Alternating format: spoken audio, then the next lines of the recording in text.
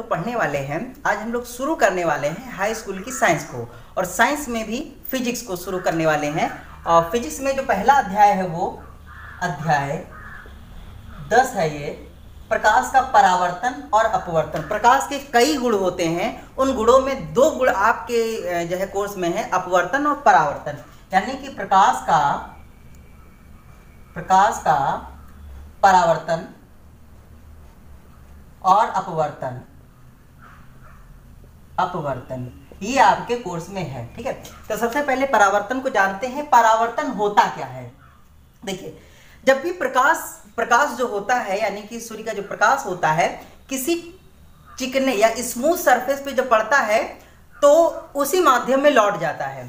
ठीक है, जैसे ये मान लीजिए कोई भी दर्पण हो गया या शीशा जिसे कहेंगे, या कोई भी पॉलिश की हुई चिकनी सी वस्तु, कोई बर्तन हो गया, उस पे जैसे ही यो पड़ेगा और तो उसी अपने माध्यम में लौट जाएगा। ठीक है, इस पे जब प्रकाश पड़ता है तो अपने ही माध्यम में लौट जाता है, तो इसी को प्रकाश का परावर्तन कहते हैं।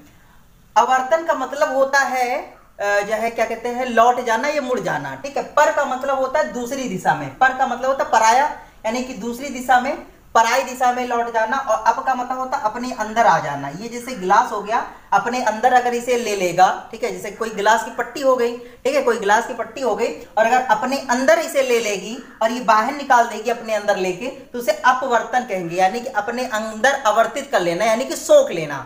और परावर्ती यानी कि दूसरी को आवर्तित कर देना, यानी कि भेज देना। तो ये हो गया परावर्तन। यानी कि परिभाषा क्या लिखेंगे, जब भी किसी स्मूथ सरफेस यानी कि चिकने सरफेस पर, चिकनी सतह पर सूर्य का प्रकाश पड़ता है तो वह अपने ही माध्यम में लौट जाता है, जिसे प्रकाश का परावर्तन कहते हैं। अब प्रकाश के परावर्तन में इससे कहते हैं, जो किरणें, प्रकाश की किरणें आती हैं उससे कहते हैं आपतित किरण। आपतित किरण, ठीक है, ये सभी पॉइंट आपके लिए बहुत ज्यादा इंपॉर्टेंट है, जो आपके न्यूमेरिकल्स में काम आएंगे।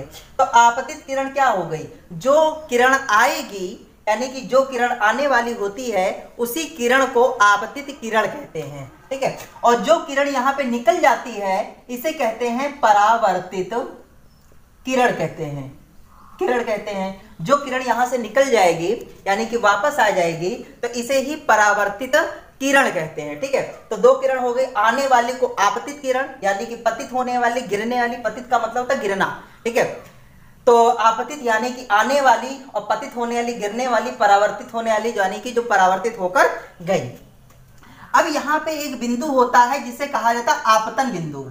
ये बिंदु होता है जिस बिंदु पर ये किरण आएगी, उस बिंदु को आपतन बिंदु कहा जाता है। आपतन बिंदु कहा जाता है। ठीक है, जिस बिंदु पर ये गिरती हैं आके, उसे ही आपतन बिंदु कहते हैं। सिंपल सी बात है। अब इसी आपतन बिंदु के बिल्कुल 90 डिग्री पर, ठीक है, अभिलंब होता है, यानी कि आपतन बिंदु पर अभिलंब। ठीक है, इसे कहते हैं अभिलंब। अभिलंब का मतलब होता है जब भी कोई 90 डिग्री का कोण बनाएगा तो इसको ही अभिलंब कहा जाता है, लंब कहा जाता है। लंब का मतलब होता है 90 डिग्री का कोण। तो यहाँ पे ये होता है अभिलंब। अभिलंब होता है, याद रखिएगा, एक चीज बता रहे हैं। ये सभी परावर्तन चल रहा है। ठीक है, परावर्तन ही सबसे पहले हम लोग का होगा। तो ये अभिलंब हो गया। अब इसमें जो है, इस वाले कोण को आई कहते हैं या आपतन कोण कहते हैं। ठीक है, क्या कहते हैं? आपतन कोण। ठीक है, आपतन कोण को आई से डिनोट करते हैं, क्योंकि इंग्लिश में इस किरण को कहते हैं इंसिडेंट रे। इंसिडेंट रे कहते हैं, इंसिडेंट से हो गया आई। ठीक है ना, समझिएगा, इसको कहते हैं इंसिडेंट रे कहते हैं। इंसिडेंट रे का मतलब हो गया आई, यानी कि आपतन कोण होता है, ये आई होता है। पूछा गया है एग्जाम में, ये आपतन कोण किसके किसके बीच होता है? तो अभिलंब और आपतित किरण के बीच होता है। अभिलंब और आपतित किरण के बीच होता है। दूसरा कोण यहाँ पे होता है आर। तो आर होता है, ये होता परावर्तन कोण होता है। परावर्तन कोण होता है, तो परावर्तन कोण हो जाता है, ये आर हो जाता है। परावर्तन कोण आर हो जाता है, यानी कि जो परावर्तित होकर जाता है। तो पूछा है परावर्तित इसलिए क्योंकि इसको इंग्लिश में कहा जाता है रिफ्लेक्ट। ठीक है, रिफ्लेक्ट कहा जाता है, इसलिए इसे आर से डिनोट किया जाता है। तो परावर्तित कोण हो गया, यानी कि रिफ्लेक्टेड एंगल हो गया। ठीक है, तो इसे आर से डिनोट किया जाता है। ये कहां बनता है? अभिलंब और परावर्तित किरण के बीच में बनता है। तो ये परावर्तन कोण हो गया, ठीक है। तो ये हो गए आपके इस तरीके का फिनोमिना परावर्तन हो गया। अब इसी के कुछ नियम होते हैं, परावर्तन के कुछ नियम होते हैं। नियम क्या होते हैं? पहला नियम, ये नियम आपकी जो है एग्जाम पेपर में पूछे जाते हैं। पहला नियम ये होता है कि आपतन कोण परावर्तन कोण के बराबर होता है। ये आपतन कोण, ये परावर्तन, अगर ये 10 होगा ये भी 10, ये 20 होगा तो ये भी 20 होगा, ठीक है। तो आपतन कोण परावर्तन कोण के बराबर होता है। तो आपतन कोण I इज इक्वल टू परावर्तन कोण R के, ठीक है। ये बराबर होता है, पहला नियम हो गया परावर्तन का कि आपतन कोण परावर्तन कोण के बराबर हो गया। दूसरा नियम ये है इसका कि आपतित किरण आपतन बिंदु पर अभिलंब और परावर्तित किरण एक ही समतल में होंगे, ठीक है, एक ही तल में होंगे। यानी कि आपतन किरण, दूसरी चीज अभिलंब है, ठीक है, अभिलंब, तीसरी चीज परावर्तित किरण, तीनों क्या होंगे? एक ही तल में होंगे, एक ही तल में होंगे। ये एक ही तल में होंगे, एक ही तल का मतलब ये हो गया, 3 तल होते हैं जैसे फर्स्ट एक डायमेंशन, 2 डायमेंशन, 3 डायमेंशन, ठीक है। तो उसी प्रकार से जैसे एक डायमेंशन होता है, 2 डायमेंशन होता है, 3 डायमेंशन त्रिविमीय होता है, वैसे 3 प्रकार के तल होते हैं। इसमें क्या होगा, जो तीनों चीजें होंगी एक ही तल में होंगे, ठीक है। तो यहां तक कि आपका ये हो गया, ठीक है। तो ये हो गई परिभाषा, ये हो गए कुछ महत्वपूर्ण बिंदु जो आपके काम आएंगे। फिर क्या होता है? परावर्तन किसमें होता है? परावर्तन सदैव ही दर्पण में होता है। दर्पण का मतलब शीशे में, ठीक है। और अपवर्तन किसमें होता है? लेंस में, जो कि हम आगे पढ़ेंगे, ठीक है। तो सबसे पहले आज हम लोग दर्पण पढ़ते हैं। दर्पण ये कितने प्रकार का होता है, ठीक है। दर्पण देखिए कितने प्रकार का होता है। एक तो होता है समतल दर्पण, समतल दर्पण होता है। समतल दर्पण क्यों कौन सा होता है? यानी कि जो जिससे हम लोग शकल देखते हैं, अपनी सूरत देखते हैं, जो घर में होता है, ठीक है, उसे कहते हैं समतल दर्पण। दूसरा दर्पण होता है अवतल दर्पण, और ये दर्पण होता है उत्तल दर्पण, ठीक है। ये 3 तरीके के दर्पण हो जाते हैं। समतल दर्पण होता है, उत्तल दर्पण होता है और अवतल दर्पण होता है। 3 प्रकार के ये दर्पण हो जाते हैं। समतल दर्पण कैसे बनाया जाता है? समतल दर्पण देखिए, कांच की एक पट्टी ले लेते हैं, ठीक है ना, कांच की एक पट्टी ले लेते हैं और इस पट्टी में क्या करते हैं, एक तरफ कलई कर लेते हैं। सबसे पहले जो है सिल्वर, ठीक है, सबसे पहले जो है सिल्वर लगा देते हैं, ठीक है। कांच की पट्टी ले लेते हैं, कांच की पट्टी, ठीक है, कांच की पट्टी ले लेते हैं, कांच की पट्टी ले लेंगे और कांच की पट्टी पे सबसे पहले यहां पे लगा देंगे पारा या सिल्वर। क्या? पारा लगा देंगे या सिल्वर, पारा या सिल्वर, एजी को सिल्वर कहा जाता है। तो पारा लगा देंगे या सिल्वर लगा देंगे, ठीक है। कभी आप देखिए अपने घर में जो शीशा होता है टूटता है तो उसके पीछे लाल लाल या हरे हरे रंग की सतह होती है, उसको जब आप खुरचोगे तो अंदर एक चमकदार सतह निकलती है जो कि चांदी की होती है।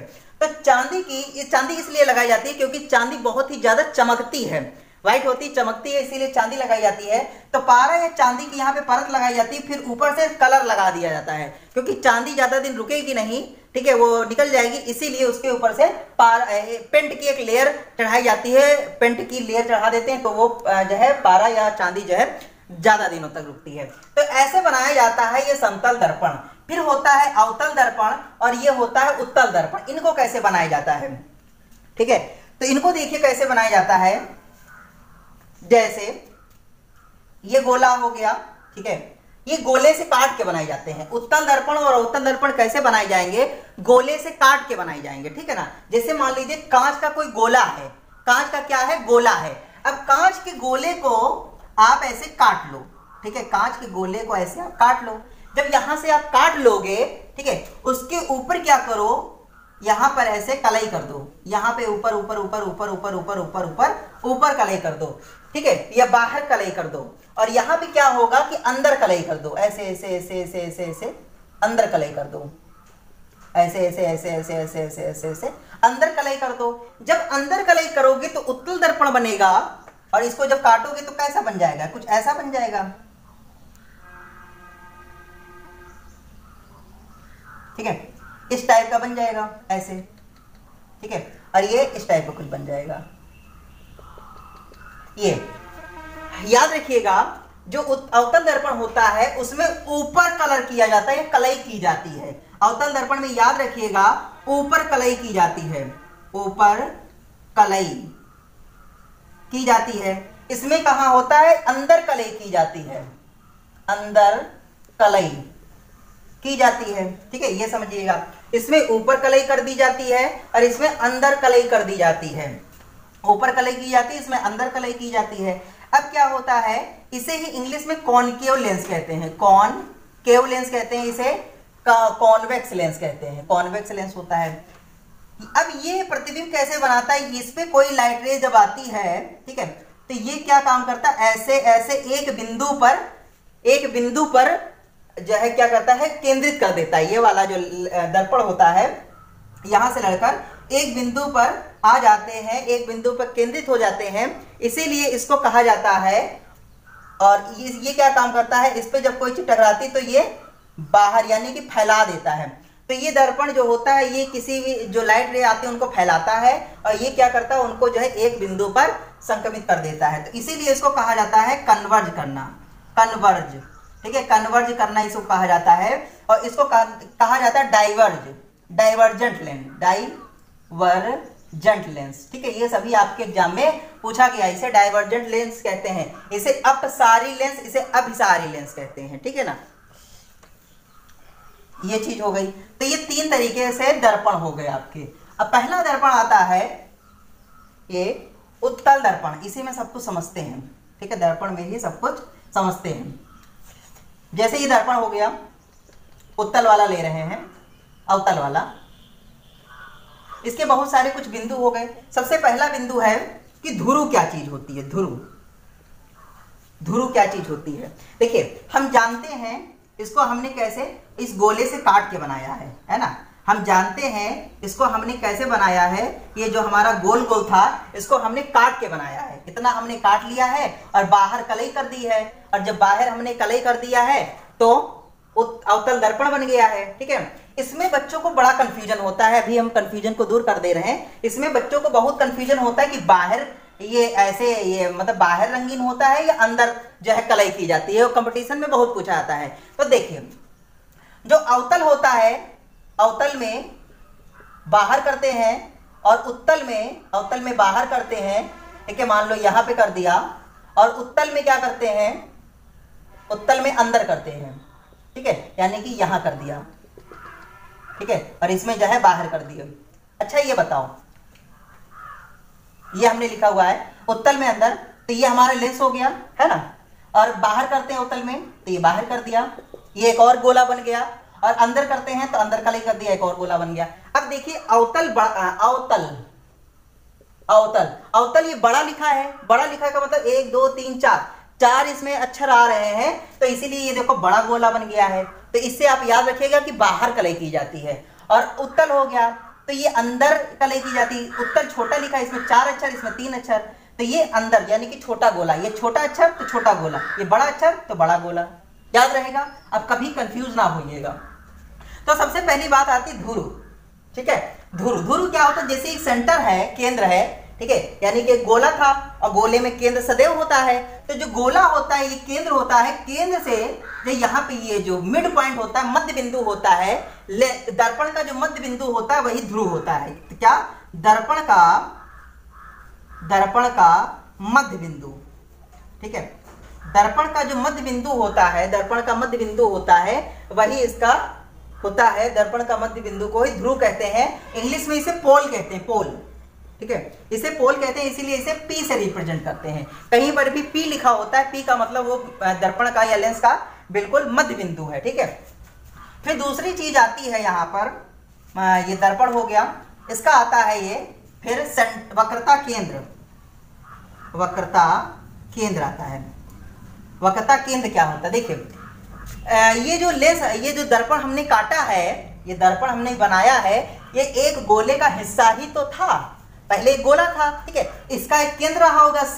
ठीक है, तो इसके केंद्र को यानी कि गोले के केंद्र को ही इस दर्पण का वक्रता केंद्र कहेंगे। यानी कि वक्रता केंद्र क्या होता है, कि दर्पण, अवतल दर्पण जिस गोले का भाग, इसी गोले का भाग है ना, जिस गोले का भाग होता है, जिस गोले का भाग होता है, ठीक है, दर्पण जिस गोले, इस गोले का भाग है, जिस गोले का भाग होता है, गोले के केंद्र को अवतल दर्पण का वक्रता केंद्र कहेंगे। गोले के केंद्र को दर्पण का वक्रता केंद्र कहेंगे, वक्रता केंद्र कहेंगे। देखिए कोई वो नहीं है, जैसे इसका केंद्र है वैसे इसका केंद्र है, लेकिन इसका वक्रता लगा। वक्रता कैसे? वक्रता का मतलब वक्र, ठीक है, वक्रता किससे बना है? वक्र से। और वक्र का मतलब होता है कोई लाइन होती है उसे लाइन कहते हैं, और इसी को थोड़ा सा वक्रीय बना दो तो वक्रता, वक्र ही हो गया। तो यही वक्रता केंद्र हो गया, यानी कि इसके ही केंद्र को ही इसका वक्रता केंद्र कहते हैं। इसी प्रकार से वक्रता त्रिज्या हो जाती है, वक्रता त्रिज्या हो जाती है। वक्रता त्रिज्या क्या हो जाती है? देखिए केंद्र से और ध्रुव के बीच की दूरी को ही वक्रता त्रिज्या कहते हैं। केंद्र तथा ध्रुव के बीच की दूरी को वक्रता की त्रिज्या कहते हैं, या ये लिख सकते हैं, ये दर्पण जिस गोले, यही लिखेंगे, दर्पण जिस गोले का भाग होता है उसकी त्रिज्या को ही दर्पण की वक्रता त्रिज्या कहते हैं। ठीक है, सेम जैसे यहाँ पे केंद्र जहां पर है वहां पे आप यहाँ पे त्रिज्या कर सकते हो। समझ में आ रहा होगा? केंद्र और पोल के बीच की दूरी को ही रेडियस आर कहते हैं। क्या? रेडियस आर कहते हैं। तो ये हो जाती है वक्रता त्रिज्या, यानी कि रेडियस आर हो जाती है। ये चीजें हो गई। अब एक और क्या चीजें रह गई? एक है मुख्य अक्ष, ठीक है, मुख्य अक्ष, मुख्य अक्ष, ठीक है, इसको मिटा सकते हैं।